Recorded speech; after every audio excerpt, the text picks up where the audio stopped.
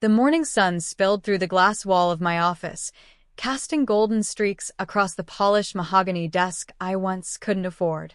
My silk blouse clung lightly to my skin, still warm from the walk-in, and I adjusted the sleeve as I glanced over the patient files stacked neatly in front of me. The faint hum of the espresso machine in the lobby mingled with the buzz of my phone, vibrating insistently against the wood. I reached for it, half expecting another patient inquiry, but froze when I saw the name on the screen. Mom. A message, not a call. Short. Sharp. Demanding. We're coming by the clinic today. Everyone wants to see it. Finally. My breath caught, a knot tightening in my chest. They hadn't visited once in all these years. Not when I was scrubbing exam tables by myself at midnight. Not when I maxed out credit cards to buy the first stethoscopes. Not when I spent nights crying in a cold apartment wondering if I'd made the worst mistake of my life. No, back then, my family had called me stubborn, reckless, even ungrateful. And now they wanted in. I set the phone down slowly, pressing my palm flat on the desk to ground myself. Outside, the clinic's sign gleamed proudly in the sunlight, the name etched in steel letters that still gave me chills. Harper Wellness Center. My name. My fight. My survival. For years I'd hidden the truth of what I built, playing small in their eyes to avoid the sting of their judgment. But today they'd walk through those glass doors. And for the first time in my life, I wouldn't shrink. I wasn't always Dr. Harper, the woman with her name etched on a clinic door. Years ago, I was just Emily, the girl who never seemed to measure up in her family's eyes. I can still hear the echo of that night in my parents' living room, the night everything fractured. I was 23, fresh out of nursing school, and filled with a wild dream of one day opening my own clinic. I stood there, clutching a folder of sketches and notes, my hands trembling as I tried to share my vision. I want to build a place where people feel safe, I told them, my voice wavering but earnest. A clinic for families who can't afford endless hospital bills. Somewhere healing isn't a luxury. My father's laugh was sharp, cutting. Emily, you can't even afford your own rent. You expect us to believe you'll build a clinic? My mother's words stung worse. Stop chasing fantasies. Find a stable job, marry someone responsible, and quit embarrassing yourself. You're not cut out for this. The lump in my throat burned, and I blinked back tears. I wanted them to see the fire in me, but all they saw was a foolish girl. My older brother, Matthew, leaned back in his chair, arms crossed smugly. She won't last a year on her own. Mark my words. I wanted to scream, to shake them, to demand they believe in me. Instead, I stood there, heart pounding, and quietly gathered my papers. My hands shook so violently that one page slipped, fluttering to the floor. I bent to grab it when my grandmother, who'd been silent all evening, pressed something into my palm. It was a small silver locket, worn from years of touch. Emily, she whispered, her voice trembling with age. Sometimes the people closest to us are the last to see our worth. Keep this. Let it remind you that your strength doesn't need their permission. I closed my fingers around the locket, feeling its cool weight steady me. My mother's disapproval, my father's mocking tone, my brother's smirk, they all blurred into the background. For the first time, I realized I couldn't wait for their blessing. That night, I packed a suitcase and walked out. No dramatic farewell, no second chances. Just me, the locket around my neck, and a decision burning in my chest. If they wouldn't stand with me, I'd learn to stand alone. Leaving home was like stepping off a cliff without knowing if there was ground beneath me. I rented a one-bedroom apartment above a laundromat in a rough part of town. The walls smelled faintly of detergent and mildew, and every night, I fell asleep to the rhythmic churn of washing machines below. It wasn't glamorous, but it was mine. I worked double shifts at a community hospital, scrubbing in where they'd let me, shadowing doctors, and jotting down everything I could learn in the margins of an old notebook. Some nights, I was so exhausted that I'd fall asleep fully dressed, only to wake up with ink smudges on my arm. But the dream, the clinic, never left me. It grew louder each time a mother cried over a bill she couldn't pay, Each time an elderly man skipped medication because it cost too much. Those faces haunted me, fueled me. Then came Dr. Lorraine Parker. She was a senior physician at the hospital, sharp-eyed and stern, with a reputation for chewing up interns and spitting them out. But one night, after watching me stay late to restock supplies no one else cared about, she stopped me in the hallway. "You've got grit, Harper," she said, folding her arms. "Most people your age want the title without the grind. You're different." It was the first time someone outside my grandmother had believed in me. Dr. Parker became my mentor, pushing me harder than I thought possible. She tore apart my business plan drafts, forced me to defend my ideas, and introduced me to people who eventually became the backbone of my vision. The road wasn't smooth. I maxed out credit cards, lived off ramen, and picked up side jobs tutoring nursing students just to make rent. There were nights I cried into the bathroom sink, convinced I was delusional. I'd stare at the silver locket in the mirror, whispering my grandmother's words to myself like a prayer. "Your strength doesn't need their permission." Small wins kept me alive. My first rented office space was nothing more than a converted storage unit with peeling paint and a single exam bed. But the day my first patient walked in, a little boy with asthma whose mother couldn't afford urgent care, I knew I was on the right path. His grateful smile was worth more than any paycheck. From there, it was brick by brick. Word of mouth spread. I reinvested every dollar into better equipment, brighter walls, cleaner spaces. I studied finance at night, watched endless YouTube lectures, and taught myself to negotiate with suppliers. Slowly, the clinic began to take shape. Online, I kept it all muted. My family followed my social media, so I posted vague updates. A coffee cup on a desk, a blurry picture of medical textbooks, a busy day at work caption. They thought I was barely scraping by, maybe holding down an assistant job. I let them believe it. Because one day, when the time was right, I wanted the reveal to mean something. Not for revenge, though if I'm honest, a little part of me craved that, but because I wanted them to see me clearly, maybe for the first time in my life. And that day came sooner than I expected. The sound of my heels clicked against the clinic's marble floor as I walked toward the front entrance. My staff was already preparing for a busy day, but my mind wasn't on the patients. It was on the storm that was about to walk through those glass doors. At precisely 10 o'clock, I saw them. My mother, adjusting her pearl necklace. My father, straight-backed, trying to look important. My brother Matthew, his grin already smug as though he were here to collect a prize. Behind them trailed a few cousins, whispering to each other, their eyes scanning the building with undisguised curiosity. The reception area of Harper Wellness Center was calm, elegant. White walls accented with soft blues, framed art from local painters, a small fountain bubbling quietly in the corner. Patients often said it felt more like a spa than a clinic. My family, however, looked out of place, stiff and wide-eyed. My receptionist, Kelly, greeted them warmly. "Welcome to Harper Wellness. Do you have an appointment?" My mother's laugh was brittle. "We're family." When I stepped out from my office, their eyes snapped to me.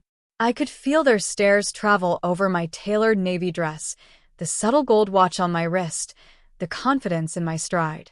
For a moment, silence hung in the air. "Emily," my father finally said, his voice uncertain. "This is yours."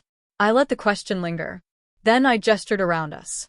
Every inch, every wall, every chair. We walked slowly through the clinic, their footsteps echoing against the polished floors. I watched their eyes dart to the plaques on the wall, awards for community healthcare, certificates of recognition, photos of me cutting ribbons at charity events.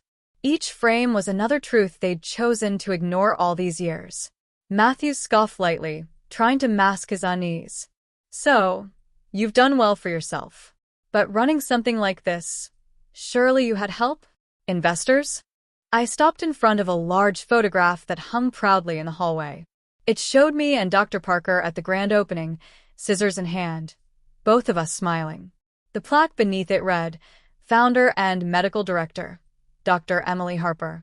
"No investors," I said evenly. "No handouts. I built this from nothing, credit cards, second jobs, sleepless nights. Every success you see here is because I refused to quit when you told me I would fail. My mother's face tightened. She looked around, almost desperately, as though searching for proof this wasn't real. We didn't know. We thought you were just working at a hospital. You didn't want to know, I corrected softly. You saw me as reckless, and it was easier to dismiss me than to believe in me. For the first time, they looked small in my presence. My father's posture wilted slightly, my mother's lips pressed into a thin line, and even Matthew avoided my eyes. The cousins who had tagged along whispered in awe, their gazes flicking from me to the shining clinic around us. I led them into my office, a space designed to feel warm but commanding, floor-to-ceiling windows overlooking the city, shelves lined with medical journals and personal mementos, and on the desk, that same silver locket resting in a small glass case. They all noticed it. "This is who I am now," I said, my voice steady but thick with emotion. "Not the foolish girl you mocked. Not the dreamer you dismissed. I am Dr. Emily Harper, and this clinic is the life I fought for when none of you stood by me." The silence that followed was heavy, weighted with disbelief, shame, and maybe, just maybe, a flicker of respect. Finally, Matthew cleared his throat. "Well, if you're doing this well, maybe there's a way for us to be part of it.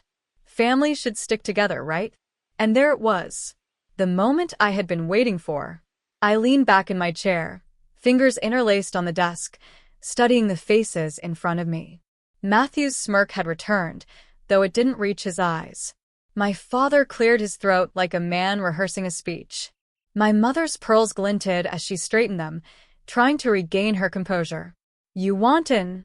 I asked, my voice calm, measured. "Into something you once said would never exist." Matthew shrugged. "You proved us wrong, Emily. Congratulations. But think about it. Family partnerships are strong. We could expand this place, take it national. Why not let us help?" The audacity almost made me laugh. Instead, I let silence stretch, forcing them to fidget under my gaze. Finally, I spoke. "Families should stick together, you're right. But not at the cost of my dignity. If you want to be part of this, there are conditions. Non-negotiable." My mother's brows arched. "Conditions?" "Yes." I stood, walking slowly around the office, letting my heels tap against the floor. "Dad, your condition is humility. For years you measured me against a yardstick of your approval, and nothing was ever enough. If you want to stand in this clinic, you admit, to me, to yourself, that you were wrong. That dreams don't need permission." His jaw tightened, but he said nothing. "Mom," I continued, turning to her, "your condition is honesty. Stop caring about appearances more than people. If you want a seat at this table, I need the truth from you, not polished lies." She shifted uncomfortably, her hand clutching at the pearls. "And Matthew," I said, locking eyes with my brother, "your condition is work. Not schemes, not shortcuts. You will start at the bottom, filing charts, handling intake calls, shadowing staff. You don't walk into an empire you didn't build and call yourself a partner. You earn it." His face reddened. "That's ridiculous. I have a degree." "So did I." I cut in sharply. "And yet I scrubbed floors, emptied trash, and worked until my fingers bled. If that's beneath you, then so is being part of this." The room fell silent again, their indignation clashing with the truth hanging heavy in the air. I softened my tone, though not my stance. "These conditions aren't about control. They're about change. If you want a role in my world, you'll have to grow into it. Drop the toxic habits, face the truth about yourselves, and actually contribute to something bigger than your pride." For a moment, I saw flickers of resistance in their eyes, but also something else. A crack. A possibility. I returned to my chair and folded my hands. I built this clinic from scratch. I bled for it, cried for it, fought for it. I will never hand it over for free. You want in? You pay not with money, but with growth. Otherwise, the door stays closed. The locket gleamed faintly in its glass case beside me, a silent reminder of the strength it took to get here. I let them sit in the weight of my words. The balance of power fully shifted. And for once, I didn't shrink. Weeks passed before any of them returned. I half expected they'd vanish, too proud to accept my terms. But one morning, as I walked into the lobby, I found my father already there, sitting quietly, reading a brochure about heart health. He looked smaller somehow, shoulders bent, pride stripped away. "I was wrong," he said simply when I approached. His voice cracked on the words. For the first time in my life, my father wasn't the man casting judgment, he was just a man trying. My mother came next. She surprised me by volunteering at the front desk, helping patients fill out forms. Gone were the pearls and sharp comments. In their place was a woman fumbling through humility, catching herself before polishing the truth. She still stumbled, but the effort was there. And Matthew, well, he hated it at first. Filing charts, answering phones, wiping down counters. But slowly, begrudgingly, he began to understand. I watched him one afternoon as he guided an elderly patient to the exam room, his tone respectful, his steps unhurried. It wasn't transformation overnight, but it was progress. In the evenings, after the clinic emptied and the city lights shimmered outside my office window, I'd sit with the silver locket cupped in my hands.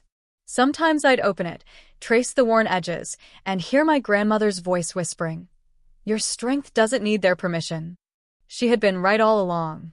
The journey had been brutal, lonely nights, crushing debt, the sting of rejection, but it carved me into the woman I am today. Not perfect, not invincible, but unshakably mine. Looking at my family now, stumbling toward growth under the very roof they once doubted would exist, I felt something I hadn't in years. Peace. Not because they had finally seen me, but because I had finally seen myself. The clinic thrived. Patients came not just for medicine, but for hope. My staff worked like family, the kind I chose, not the one I was born into. And though my blood relatives were learning to change, I no longer needed their approval to define me. One evening, as I locked the glass doors, I caught my reflection in the steel letters of the sign, Harper Wellness Center. My name, my fight, my survival, and my voice, steady and certain, rose within me like a vow.